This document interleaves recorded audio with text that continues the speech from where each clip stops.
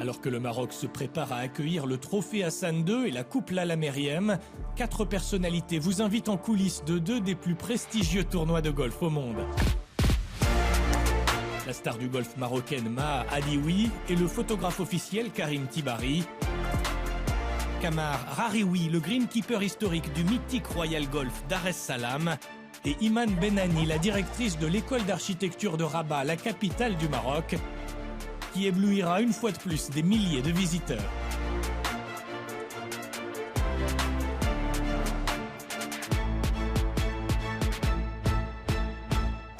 Du 19 au 24 février, un domaine idyllique pour 2 compétitions simultanées. Le trophée Hassan II, intégré au circuit PGA Champions Tour, qui réunit certaines des plus grandes légendes du golf, et la Coupe Lalla Meriem, étape du Ladies European Tour, où s'affronte l'élite européenne du golf féminin. La chance qu'on a, c'est d'avoir 2 championship courses au même endroit. Une tradition de mixité rare sur le circuit mondial, instaurée il y a 3 décennies par feu Sa Majesté le roi Hassan II, dans la verdure apaisante du Royal Golf Dar es Salaam, qui cache des parcours d'une technicité redoutable, où chaque swing peut changer la donne. Dar es Salaam a toujours été un parcours assez majestueux, assez difficile. C'est ça qu'on cherche, on veut un parcours qui est challenging, mais qui récompense les bons coups. Je suis Maha Adioui, professionnelle de golf, originaire de Casablanca. Ça fait 10 ans que j'évolue sur le Ladies European Tour. Mon plus beau souvenir à Dar es Salaam, c'est quand j'avais gagné le championnat du Maroc série nationale mixte. Ils avaient mis les filles et les garçons ensemble parce que j'étais la seule fille à l'époque. Et je me souviens, j'avais reçu quelques moqueries en me disant voilà, mais qu'est-ce que tu fais en série nationale mixte, tu n'y arriveras pas, tu vas pas jouer contre les garçons.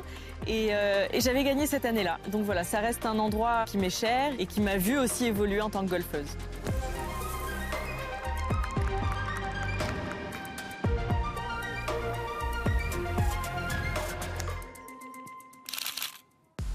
Les premières années, on se retrouve avec les numéros 1 au monde. On se dit, tiens, quel hasard d'être ici, à cet endroit-là. À ce moment-là, c'est magique. C'était en 2013, une personne qui travaille avec moi au Festival du film de Marrakech. Elle m'a proposé de visiter le golf et de faire une saison. Et là, maintenant, ça fait 10 ans que je fais ça.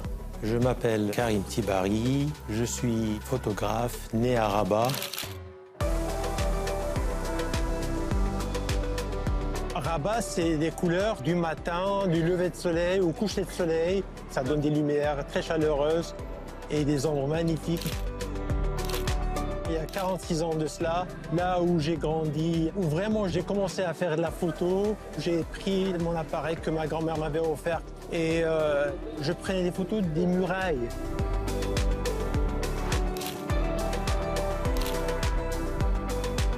Le matin, on est en plein circuit de golf, on prend des joueurs et là, c'est l'architecture, l'ambiance de la ville, l'ancienne Médina et c'est à explorer. C'est une ville qui est très axée sur la plage, sur le surf, sur ce genre d'activité. Moi, j'aime bien aller me balader, tout simplement, prendre le soleil, marcher au bord de la mer. S'offrir une promenade à Rabat, c'est avoir la chance de traverser l'histoire. Un mariage entre modernité et tradition unique, inscrite au patrimoine mondial de l'UNESCO. La capitale s'est faite une place au cœur des plus belles destinations touristiques au monde. Il s'agit d'un continuum historique qu'on va retrouver sur un même plateau depuis l'Antiquité jusqu'au XXe siècle. De l'Antiquité, nous avons le site de Chella, archéologique, et puis nous avons aussi la forteresse des Oudaya, le berceau de la ville de Rabat, et nous avons cette belle Médina qui dialogue avec la ville nouvelle, cette partie de patrimoine entre guillemets moderne, urbain et architectural. Ce bâtiment-là, le bâtiment de la Poste, je l'aime parce que c'est une combinaison entre l'architecture moderne du XXe siècle avec tout ce qui est éléments architectoniques sensibles qu'on retrouve à l'intérieur des médinas. Le travail d'arc, le travail de la pierre, des colonnes.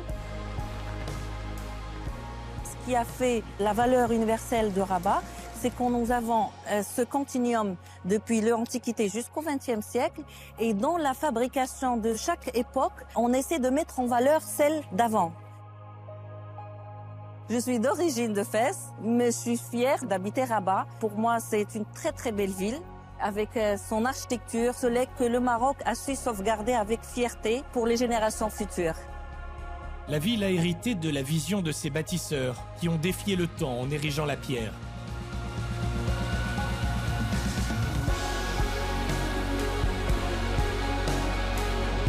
Le roi Hassan II, passionné de golf, avait aussi les yeux rivés vers la nature. Le Royal Golf Dar es Salaam, sculpté dans cette forêt de chênes, s'étend sur 440 hectares d'arbres, de fleurs, de plans d'eau. Un sanctuaire de biodiversité érigé au rang de modèle sur la planète golf. Il y a des fleurs rotansans, zacharia, grivilier, les palmiers, les animaux comme la cigogne, comme les canards, les poules d'eau. Ça, c'est des animaux saisonniers. Il y a 3 parcours à préparer. 2 parcours de 18 trous et un parcours de 9 trous. Ça fait 45 trous. Il faut le préparer chaque jour. Je m'appelle Rahiwi Khammar. Je suis marocain et je travaille dans mon pays. Le golf, c'est comme mon fils. Je l'aime. Ici, le golf, il est connu localement et international. Miguel Ángel Jiménez, Bernhard Langer, là, juste à côté, en chair et en os. C'est fantastique. Ces gens-là, on les voyait rien qu'à la télévision. Prendre des coupes, et finalement, ils sont au Maroc. Toutes ces années-là, j'ai côtoyé Maha Haddiwi. Et maintenant, c'est Inès Laqlalech aussi qui est parmi nous dans le monde du golf marocain.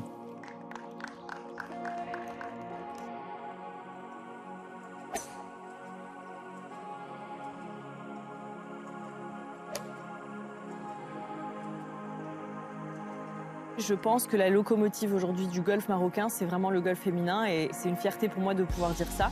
Le fait d'avoir aujourd'hui beaucoup de jeunes marocaines qui ont suivi et de voir aujourd'hui qu'on est 7 à disputer la Coupe Lalla Meriem, c'est une preuve de l'évolution qu'il y a eu dans le golf féminin au Maroc.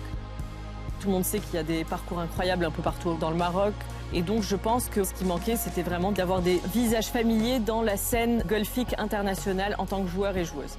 Donc je suis très heureuse que ça se fasse via le golf féminin aujourd'hui. Son Altesse royale, le prince Moulay Rachid, a pris le relais de son père pour faire rayonner le tournoi. Il a tenu à ce que les stars de demain soient aussi à l'honneur. Une compétition junior aura lieu sur le parcours vert. Le trophée Hassan II et la Coupe Lalla Meriem du 19 au 24 février prochain au Royal Golf Dar es Salaam. Voilà.